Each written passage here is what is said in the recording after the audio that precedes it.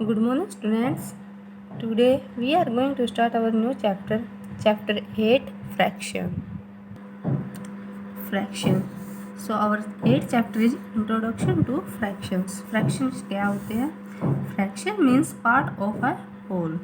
यानी किसी भी होल का मीन्स होता है जो आपको शेप दी गई है वो पूरी की पूरी, यानी किसी भी चीज़ का के कितने हमने पार्ट किए देखना एक बार। Look at these objects, they are one whole.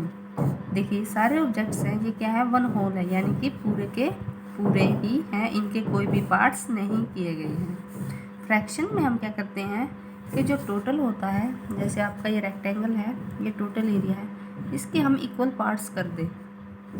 4 equal 1 2 3 4 5 equal parts कर दिए, तो ये क्या होती है? इनकी क्या होती है? फ्रैक्शन में हम फिर इसको राइट करते हैं, जितने में हम शेड कर देते हैं या फिर जितने निकाल देते हैं उनको।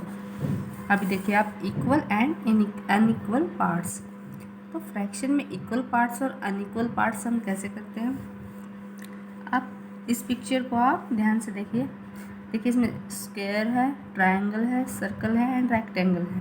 ये आपको 4 शेप्स दी गई है और हमने इन 4 शेप्स को इक्वली डिवाइड किया है, यानी कि 2 इक्वल पार्ट्स में इसको डिवाइड किया गया है, तो इनको हम बोलते हैं इक्वल फ्रैक्शन।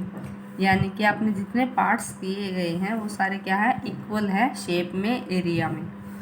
और देखिए अब इस दूसरी पिक्चर पे देखिए अनइक्वल फ्रैक्शन। अनइक्वल फ्रैक्शन क्या होता है? इसमें जब हम देखिए इनकी जो शेप दी गई है चारों, इनके पार्ट्स किए गए, लेकिन देखिए इनके कितने पार्ट है? 1 और 2 पार्ट्स में डिवाइडेड है ये। बट क्या है? This part is less than in comparison to that part, यानी इसके कंपैरिजन में जो ये पार्ट है ये क्या है? छोटा है। तो क्या हुए? दोनों इक्वल नहीं हुए, तो इनको हम कहते हैं अनइक्वल फ्रैक्शन, यानी कि इनको हमने अनइक्वली डिवाइड किया गया है। इनको हमने जो इसका जो पार्टीशन किया वो अनइक्वली किया है और इस शेप में हमने इक्वली किया, तो इनको हम बोलते हैं इक्वल फ्रैक्शन और इनको बोलते हैं हम अनइक्वल फ्रैक्शन। अब देखिए 1/2 क्या होता है हमारा? 1/2 होता है हमारा 1/2। इसको हम लिखते हैं ऐसे, इसको हम बोलते हैं डिविजन लाइन। और जो ये ऊपर का पार्ट होता है ये होता है हमें जो चूज किया है या फिर जो हमने लिया गया है, जिसमें हमें कलर करना है या शेड करने हैं। और जो टोटल नंबर ऑफ पार्ट्स होते हैं किसी चीज़ को, उसको हम इसके नीचे लिखते हैं डिनोमिनेटर में। तो 1/2, when we divide anything into 2 equal parts then each part is 1/2। यानी जब भी हम किसी चीज़ को इक्वल 2 पार्ट्स में डिवाइड करते हैं तो फिर हर पार्ट को, ईच पार्ट को हम क्या बोलते हैं? 1/2।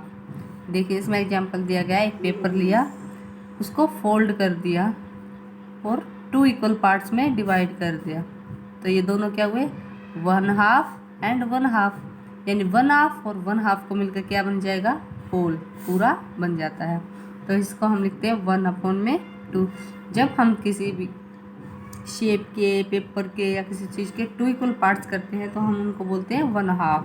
और उसको हम कैसे डिनोट करते, रिप्रेजेंट करते हैं? 1 divided by 2। Then 1/3, when we divide anything into 3 equal parts. जब हम किसी चीज़ को 3 इक्वल पार्ट्स में डिवाइड करते हैं तब उसके हर एक पार्ट को हम बोलते हैं 1/3। तो जब हम किसी चीज़ को 3 इक्वल पार्ट्स में डिवाइड करते हैं तो हम उसको बोलते हैं 1/3।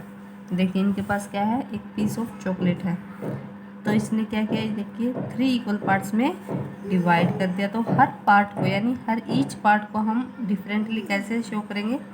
1 डिवाइडेड बाय 3, यानी कि 1/3। इसको हम बोलते हैं 1/3, यानी पूरे होल का तीसरा हिस्सा, थर्ड पार्ट। तो 3 1/3 मेक है होल। तो जब हम 1/3 को 3 बार ऐड करेंगे तो हमारा क्या बन जाएगा? होल, यानी कि 1 के इक्वल, पूरे के इक्वल आ जाएगा। देन 1/4 और quarter, when we divide anything into 4 equal parts then each part is quarter और 1/4। यानी जब हम किसी चीज़ को 4 इक्वल पार्ट्स में डिवाइड करते हैं तो उसके हर पार्ट को हम बोलते हैं 1/4 और क्वार्टर, यानी कि 1 डिवाइडेड बाय 4। देखिए इसमें हमने क्या किया, एग्जाम्पल के लिए केक लिया है और उसको 4 इक्वल पार्ट्स में कट कर दिया है, तो ईच पार्ट क्या हुआ इसका 1/4, तो ईच पार्ट इज 1/4। और जब हम 4 ऐसे पीसीज को ऐड करेंगे तो वो क्या बन जाएगा, पूरा एक होल बना देगा। तो देखिए इसमें आपको क्या दिया गया, कलर टू शो 1/2, यानी कि आपको 1/2 यानी इसके आधे पार्ट को हमें क्या करना है, कलर करना है। तो इसमें इस साइड करेंगे, इस साइड कर लो या फिर इस साइड, तो आपको 1/2 यानी कि देखिए इसके कितने टोटल हैं, 4 हैं, तो इसका 1/2 कितना होगा, ये वाला हिस्सा, यानी कि ये 2 पार्ट्स। तो इस तरह से आपको जैसे आपको डिस्क्राइब किया गया आपको सेम ऐसे ही कलर करने हैं। इसमें 1/3 पार्ट पे कलर करना है, इसमें 1/4 पे। तो इस तरह से आप अपने सारे अपनी टेक्स्ट बुक में मैथ्स की में ये कलर करेंगे और इसमें आपको पेंसिल से शेड करनी है, जैसे जैसे आपको यहाँ पे गिवन है। देखिए 3/5 है, तो इसमें क्या करेंगे 1 2 3 4 5 है टोटल, उसमें से हमने कितने को कलर करना है, 3 को। जब भी हमें ये फाइंड आउट करना हो कि कितना कलर करना है, तो जो ऊपर वाले पार्ट में लिखा है ना, हमने उतने ही पार्ट्स पे कलर करना होता है। So thank you and have a nice day.